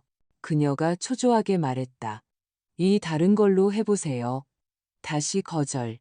그녀의 친구 중 한 명이 억지 미소와 걱정 말하는 말로 계산해야 했다. 그 말은 이것만 빼고 다라는 뜻으로 들렸다. 조카가 나중에 말해주길. 유라의 친구가 인스타그램에 친구가 지갑을 잊어버렸을 때 라는 글과 함께 영수증 사진을 올렸기 때문에 알게 되었다고 했다. 유라는 그날 2만 명의 팔로워를 잃었다. 26일 그녀는 쇼핑을 시도했다. 며칠 전 고급 부티크에서 본 드레스가 있었다. 300만 원짜리. 그녀가 그것을 찾으러 갔을 때 그녀의 모든 카드가 거절당했다. 죄송합니다, 손님. 오늘 결제하지 않으시면 다시 진열해야 합니다. 굴욕은 공개적이었다. 다른 손님들이 있었고 인스타그램에서 그녀를 알아봤다. 즉시 속삭임이 시작되었다. 그날 저녁 그녀는 분노에 차 집에 돌아왔다. 이건 학대예요. 경제적 학대라고요. 당신을 고소할 수도 있어요. 날 고소한다고? 나는 책에서 눈을 떼지 않고 대답했다. 무슨 돈으로 변호사를 살 건데? 그녀는 할 말을 잃었다. 민준이는 자기 방에 있었다. 그녀를 변호하러 내려오지 않았다. 27일 오미숙 여사가 중재를 시도했다. 김 여사, 우리 이성적으로 생각합시다. 우린 가족이잖아요. 누구나 실수는 하는 법이죠. 누구나 아니면 당신 딸만? 유라는 젊어요. 충동적이죠. 하지만 민준이를 사랑해요. 유라는 민준이가 줄 수 있는 것을 사랑하는 거지. 차이가 있어요. 당신은 너무 가혹하군요. 그리고 당신은 기회주의자고요. 오미숙 여사는 상처받았다. 그녀는 버릇없는 아이처럼 자기 방으로 쿵쿵거리며 들어갔다. 그날 밤 나는 유라와 그녀의 엄마가 싸우는 소리를 들었다. 내 집벽은 두껍지만 그들의 고함은 모든 것을 뚫었다. 이게 잘 될 거라고 약속했잖아. 네가 그렇게 멍청하지 않았으면 잘 됐을 거야. 내가 저 여자 건드리지 말라고 했잖아. 저 여자가 그 태도로 날 건드렸다고. 이제 우리 어떡해? 돈이 하나도 없어. 흥미로웠다. 우리, 복수형. 28일 나는 놀라운 것을 발견했다. 유라가 인스타그램에서 사진을 삭제하기 시작했다. 제네시스 사진, 비싼 레스토랑 사진, 부티크 사진. 그녀의 세심하게 관리된 미학이 무너지기 시작했고 그녀의 팔로워들은 그것을 알아챘다. 사치 끝. 차는 어떻게 됐어요? 요즘 달라 보이네요. 모든 댓글은 그녀의 부풀려진 자아의 작은 상처였다. 29일 민준이와 나는 가게 세 곳을 모두 둘러보았다. 재고를 확인하고 장부를 검토하고 직원들과 이야기했다.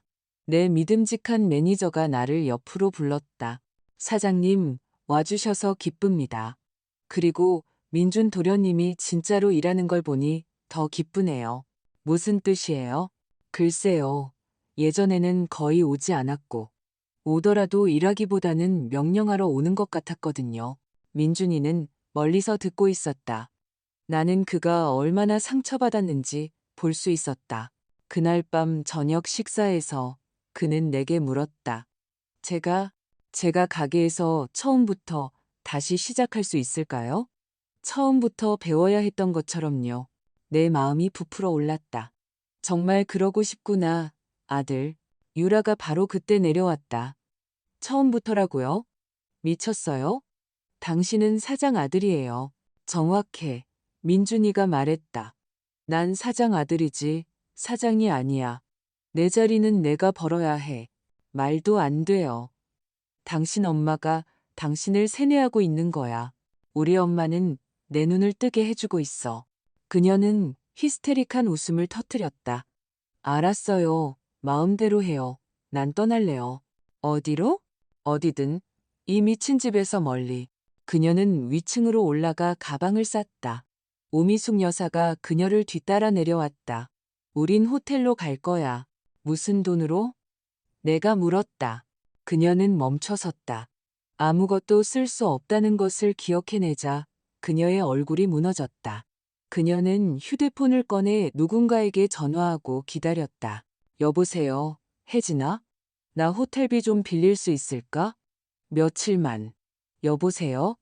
혜진아? 그녀는 끊겼다. 그녀는 다른 사람에게 또 다른 사람에게 전화했다. 아무도 받지 않았다.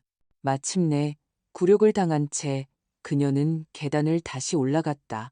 그리고 나는 절대적인 확신으로 알았다. 추락은 이제 막 시작되었다는 것을 1월은 피부를 애는 듯한 건조한 추위와 함께 찾아왔다. 유라와 오미숙 여사는 여전히 내 집에 있었다. 원해서가 아니라 대안이 없었기 때문이다. 우리 사이의 침묵은 무거웠다. 우리는 다른 시간에 식사했다. 그들은 대부분의 시간을 방에 갇혀 지냈다. 나는 그들이 존재하지 않는 것처럼 내 일상을 계속했고 그것은 효과가 있었다. 민준이는 수원에 있는 가장 오래되고 작은 지점, 할아버지가 모든 것을 시작한 곳에서 일하기 시작했다. 엄마가 배우신 곳에서 배우고 싶어요. 그가 내게 말했다. 나는 그에게 상자를 나르고 손님을 응대하고 창고를 쓸고 재고를 조사하는 일을 시켰다. 그는 매일 아침 6시에 나가서 오후 5시에 지쳐서 손은 더러워지고 옷은 먼지와 페인트로 얼룩진 채 돌아왔다. 유라는 그가 들어오는 것을 보고 코를 찡그렸다. 당신이 이렇게까지 추락했다니 믿을 수가 없네요. 나는 추락한 게 아니야. 올라가고 있는 거지. 그는 씻으러 가기 전에 대답했다. 1월 중순 어느 날 오후 유라가 제안을 가지고 내려왔다. 김수연 씨, 얘기 좀 해요. 그녀가 나를 어머님이라는 호칭 없이 이름으로 부른 것은 처음이었다. 흥미로웠다. 말해봐. 보세요. 일이 잘못됐다는 거 알아요. 그리고 제가 실수했다는 거 인정해요. 나는 눈썹을 치켜 올렸다. 유라가 실수를 인정하다니. 하지만 이렇게 계속할 수는 없어요. 이건 지속 가능하지 않아요. 제가 제안 하나 할게요.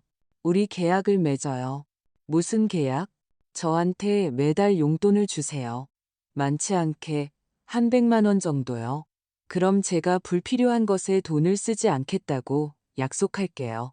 더 책임감 있게 행동할게요. 나는 그녀를 유심히 쳐다봤다. 그 계약으로 내가 얻는 건 뭔데? 평화요. 하나된 가족이요. 그리고 저는 저는 더 나은 며느리가 되려고 노력할게요. 나는 미소 지었다. 친절해서가 아니라 연민해서였다. 유라야, 네 문제가 돈으로 해결될 수 있다고 정말 생각하니? 모든 건 돈으로 해결돼요. 그게 내 실수야. 돈은 인격을 사지 못하고, 겸손을 사지 못하고, 진정한 사랑을 사지 못해. 그래서 저한테 뭘 원하시는 건데요? 아무것도. 너한테 아무것도 원하지 않아. 그녀는 내 말을 처리하며 서 있었다. 제가 아무것도 없이 거지처럼 살라고요? 대부분의 사람들처럼 살라는 거야. 일하고 내 돈을 벌면서 저 일해요. 제 인스타그램이 있잖아요. 내 팔로워들이 돈으로 산 것이고 내 스폰서십이 거짓말일 때 인스타그램은 일이 아니야. 그녀의 얼굴이 붉어졌다. 그걸 어떻게 아세요? 3년 전에 조사했으니까. 그리고 그 모든 건 가짜였어. 너처럼. 그녀는 부엌에서 뛰쳐나갔다. 이틀 후, 나는 거실에서 울고 있는 유라를 발견했다. 이번에는 조종하는 눈물이 아니었다. 진짜 눈물이었다. 끝났어. 그녀가 휴대폰을 보며 중얼거렸다. 뭐가 끝났는데? 모든 거. 나 SNS에서 매장당했어요. 누군가 식당에서 내 카드가 거절당했을 때의 영상을 올렸다. 부치크에서의 다른 영상도. 누군가는 설날 전날 밤 견인차가 제네시스를 가져간 것에 대해 이야기했다. 그녀는 내게 휴대폰을 보여주었다. 댓글은 무자비했다. 사기꾼, 시어머니 돈으로 살았네. 가짜 인플루언서, 한심하다. 이미 20만 팔로워를 잃었어요. 그녀가 흐느꼈다. 브랜드들이 날 차단하고 있어요. 아무도 나랑 일하고 싶어 하지 않아요. 그리고 그게 널 자기 집을 열어준 사람들을 상처 준 것보다 더 아프니? 그녀는 붉어진 눈으로 나를 쳐다봤다. 어머님은 이해 못하세요. 그게 제 삶이었어요. 제 정체성이었다고요. 그거 없으면 전 누구예요? 그게 바로 네가 3년 전에 스스로에게 물었어야 할 질문이야. 나는 그녀 옆에 앉았다. 가깝지는 않지만 멀지도 않게. 유라야, 너와 나의 차이점이 뭔지 아니? 어머님은 부자고 저는 아니라는 거요? 아니, 나는 진짜 무언가를 내 손으로 좋아요와 팔로워를 넘어서 지속될 무언가를 만들었다는 거야. 저도 무언가를 만들었어요. 너는 환상을 만들었지. 그리고 환상은 언제나 부서지기 마련이야. 그녀는 화가 나서 눈물을 닦았다. 그래서 이제 어떡하실 건데요? 절 쫓아내실 거예요? 아니, 네가 필요한 만큼 머물러도 좋아. 하지만 한 가지 조건이 있어. 뭔데요? 네가 일을 찾는 거야. 진짜 일을. 그리고 이 집의 공과금 중 내 몫을 내기 시작하는 거야. 일이요? 제가요? 뭘 하면서요? 뭐든지. 웨이트리스, 판매원, 접수원. 네가 찾을 수 있는 건 뭐든지. 그건 굴욕적이에요. 아니, 굴욕적인 건 3년 동안 남의 노력에 기대어 살면서 네가 번쩍하는 거야. 그녀는 소파에서 일어나 계단으로 갔지만 그녀의 자세에는 무언가 변해 있었다. 작고 거의 눈에 띄지 않는 무언가. 일주일 후, 유라는 쇼핑몰의 한 의류 매장에서 일자리를 구했다. 월급은 250만 원. 그녀는 첫날 발이 퉁퉁 붓고 자존심은 상하고 내가 전에 본 적 없는 표정을 지으며 집에 돌아왔다. 겸손, 끔찍했어요. 그녀가 저녁 식사 때 민준이에게 말했다. 사람들은 무례하고 발은 아프고 매니저는 날 바보 취급해요. 진짜 세상에 온 걸 환영해. 그가 밥을 푸며 대답했다. 위로도 안 해줄 거예요? 왜? 우리 엄마는 30년 동안 그렇게 하셨어. 나도 지금 그렇게 하고 있고. 그게 인생의 일부야.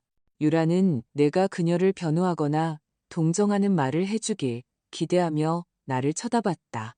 나는 그러지 않았다. 2월은 더 깊은 변화를 가져왔다. 오미숙 여사가 부산으로 돌아가겠다고 선언했다. 연금이 나왔고 싼 월세방을 구했다고 했다. 이 긴장감을 더는 견딜 수 없어요. 그녀가 떠나는 날 내게 말했다. 하지만 당신이 내 딸의 결혼을 망쳤다는 건 알아두셨으면 좋겠네요. 나는 아무것도 망치지 않았어요. 그저 거짓말을 떠받치는 걸 멈췄을 뿐이에요. 그녀는 작별 인사도 없이 떠났다. 유라는 더 혼자 남겨졌고, 더 조용해졌고, 더 현재에 있게 되었다. 그녀는 전에 하지 않던 일들을 하기 시작했다. 설거지를 하고, 자기 방을 청소하고, 자기 돈으로 자기 물건을 샀다. 어느 날 오후, 나는 그녀가 부엌에서 요리를 시도하는 것을 발견했다. 뭐 하니? 파스타요. 시도하고 있어요. 잘 됐는지 모르겠네요. 나는 한 입 먹어보았다. 싱거웠지만 먹을만했다. 처음 치고는 괜찮네. 미소 같은 것이 그녀의 얼굴을 스쳐 지나갔다. 우리 엄마는 저한테 요리를 가르쳐 주지 않으셨어요. 항상 배달 음식을 시키거나 외식했거든요. 배우기에 너무 늦은 건 없단다. 그것은 내가 몇 달 만에 그녀에게 건넨 첫 번째 친절한 말이었다. 3월은 우리 모두가 피하던 대화를 가져왔다. 민준이와 유라는 몇 시간 동안 단둘이 이야기했다. 그들이 방에서 나왔을 때 둘 다 눈이 붉었다. 엄마, 민준이가 말했다. 유라랑 저 헤어지기로 결정했어요. 나는 승리감을 느끼지 않았다. 안도감을 느꼈다. 확실하니? 네, 유라가 대답했다. 그녀의 목소리는 다르고 더 성숙했다. 저는 잘못된 이유로 민준 씨와 결혼했어요. 그리고 그는 그가 가진 것 때문이 아니라 그 사람 자체를 사랑해줄 자격이 있는 사람이에요. 넌 어떻게 할 거니? 직장 동료 집으로 이사 갈 거예요. 비용을 분담하고 제 자신을 처음부터 되어야 했던 진짜 나를 다시 세울 생각이에요. 2주 후 유라는 이사했다. 드라마도 고함도 없었다. 어색한 포옹과 조용한 사과처럼 들리는 작별 인사뿐이었다. 그녀의 택시가 떠났을 때 민준이와 나는 진입로에 서 있었다. 기분이 어떠니, 아들? 자유롭고 슬프지만 자유로워요. 괜찮을까요? 응. 자유는 처음에는 항상 아프단다. 하지만 그 후에는 우리에게 일어날 수 있는 최고의 것이지. 6개월이 지났다. 민준이는 계속해서 가게에서 일했다. 그는 이제 수원 지점의 매니저였다. 직원들의 존경, 고객들의 존경, 그리고 자신에 대한 존경을 얻었다. 나는 여행을 시작했다. 수진이와 친구들과 함께 경주로, 부산으로 항상 가보고 싶었지만 시간이 없었던 곳들로 짧은 여행을 떠났다. 9월의 어느 날 오후, 민준이가 무언가를 손에 들고 우리 집에 나타났다. 시계였다. 고쳤어요, 엄마. 새 유리를 끼우고 완전히 청소했어요. 무브먼트도 정비했고요. 나는 그것을 열었다. 완벽하게 작동했다. 꾸준한 똑딱거림이 침묵을 채웠다. 매일 차고 다녔어요. 그가 떨리는 목소리로 말했다. 기억하기 위해서요. 내가 가진 것을 소중히 여기지 않았을 때 무엇을 잃었는지 절대 잊지 않기 위해서요. 눈물이 내 얼굴을 타고 흘렀다. 내가 이걸 가져도 될까요? 이미 내 것이란다, 아들. 언제나 그랬어. 우리는 껴안았다. 그리고 그 포옹 속에서 3년의 고통이 치유되었다. 10월의 어느 일요일, 민준이와 나는 우리의 전통을 다시 시작했다. 집에서의 아침 식사, 시골식 스크램블 에그, 빵집의 달콤한 빵, 할머니가 가르쳐 주신 대로 내린 뜨거운 커피. 이 모든 것에서 가장 아이러니한 게 뭔지 아세요? 그가 빵에 버터를 바르며 말했다. 유라가 저한테 중요한 걸 가르쳐 줬어요. 무의식적으로요. 이나? 진정한 사랑은 당신이 누구인지를 포기하도록 요구하지 않는다는 거요. 당신이 최고의 자신이 되도록 돕는다는 거죠. 나는 미소 지었다. 비싼 교훈이었구나. 아들, 2억 5천만 원짜리요. 그가 결혼 전에는 듣지 못했던 진심 어린 웃음을 터뜨렸다. 하지만 그만한 가치가 있었어요. 절 집으로, 제 자신에게로 다시 데려왔으니까요. 그날 오후 내 사무실에서 가게 장부를 검토하고 있을 때 내 휴대폰이 진동했다. 조카에게서 온 문자였다. 이모, 이것 좀 보세요. 인스타그램 스크린샷이었다. 유라의 프로필. 더 이상 호화로운 인플루언서 계정이 아니었다. 이제 재건 중인 유라라고 불렸다. 프로필 사진은 화장기 없는 얼굴에 머리를 뒤로 묶고 수줍지만 진심 어린 미소를 짓고 있었다. 그리고 그녀의 최근 게시물은 이랬다. 1년 전 저는 모든 것을 잃었습니다. 제 신뢰도, 제 결혼, 제 가짜 정체성. 그것은 제게 일어날 수 있었던 최고의 일이었습니다. 오늘 저는 소매업에서 일합니다. 적게 벌고 작은 아파트에 살며 생전 처음으로 편안하게 잠을 잡니다. 제가 가진 것은 제 것이기 때문입니다. 제가 벌었고 아무도 그것을 빼앗아갈 수 없습니다. 여전히 가짜 화려함을 쫓는 모든 분들께 여긴 그런 곳이 아닙니다. 하지만 정직함과 진정한 성장을 찾고 있다면 환영합니다. 함께 배워나갑시다. 좋아요가 0개였고 댓글은 놀라울 정도로 긍정적이었다. 이게 내가 보고 싶었던 거야. 솔직함에 감사해요. 정말 영감을 주네요. 나는 민준이에게 휴대폰을 보여주었다. 그는 조용히 읽고는 고개를 끄덕였다. 그녀를 위해 기뻐요. 정말로요. 그녀가 그립니? 제가 그녀라고 생각했던 사람이 그리워요. 하지만 거짓말은 그립지 않아요. 그는 장부를 닫고 나를 똑바로 쳐다봤다. 엄마, 드릴 말씀이 있어요. 말해봐. 모든 것에 대해 죄송해요. 엄마가 부족하다고 느끼게 만들었던 거. 엄마가 무시당하도록 내버려 둔 거. 현실 대신 환상을 선택했던 거요. 나는 그의 손을 잡았다. 나는 이미 널 용서했단다, 아들. 네가 그 시계를 바닥에서 집어들어 고치기로 결심한 날에요. 하지만 엄마가 제 입에서 직접 들으셔야 해요. 제가 틀렸어요. 끔찍하게 틀렸다고요. 그리고 시간을 되돌릴 수만 있다면 우리는 시간을 되돌릴 수 없어. 그저 지금부터 더 잘함으로써 시간을 존중할 수 있을 뿐이야. 그는 그때 울었다. 해방과 치유의 눈물. 그리고 나도 그와 함께 울었다. 이번에는 고통이 아닌 희망으로. 11월은 예상치 못한 놀라움을 가져왔다. 어느 화요일 오후 직원이 전화했다. 사장님, 여기 사장님을 찾는 분이 계십니다. 누구요? 유라 씨라고 합니다. 심장이 쿵 내려앉았다. 수원 가게에 도착했을 때 나는 그녀가 접수처에서 기다리고 있는 것을 발견했다. 그녀는 달라 보였다. 과도한 화장 없이 청바지와 흰 블라우스, 편안한 신발에 간소한 옷차림. 하지만 가장 다른 것은 그녀의 표정이었다. 더 이상 오만함은 없고 초조함만 있었다. 김수연 여사님, 만나주셔서 감사합니다. 무슨 일이지? 그녀는 심호흡을 했다. 사과드리러 왔어요. 제가 그럴 자격이 없다는 거 알아요. 제가 한 일을 지울 수 있는 말은 없다는 것도 알고요. 하지만 직접 말씀드려야 했어요. 나는 조용히 기다렸다. 저는 어머님께 끔찍했어요. 어머님을 현금 인출기처럼 제 허황된 삶에 자금을 대는 것이 유일한 목적인 것처럼 대했어요.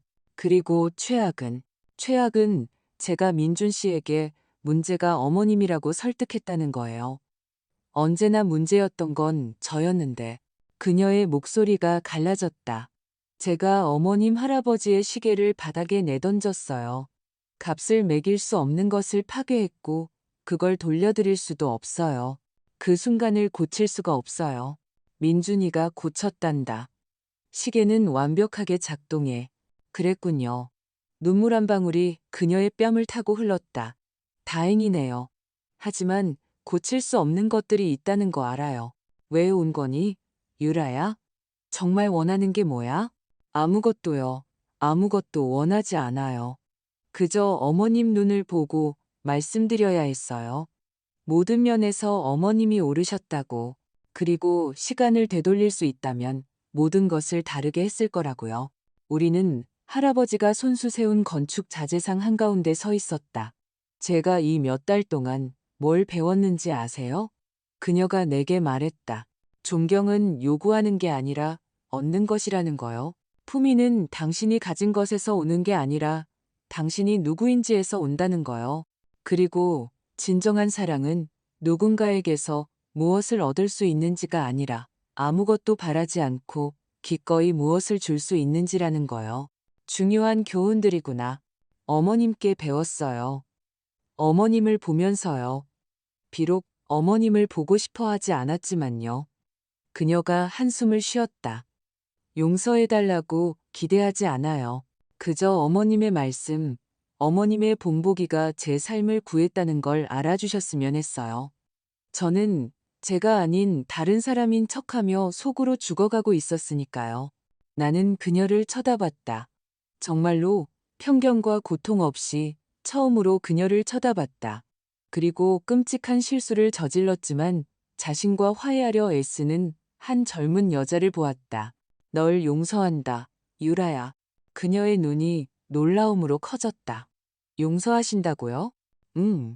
원한을 품는 것은 나만 해칠 뿐이고 나는 이미 이 상황에 충분한 에너지를 낭비했으니까. 감사합니다.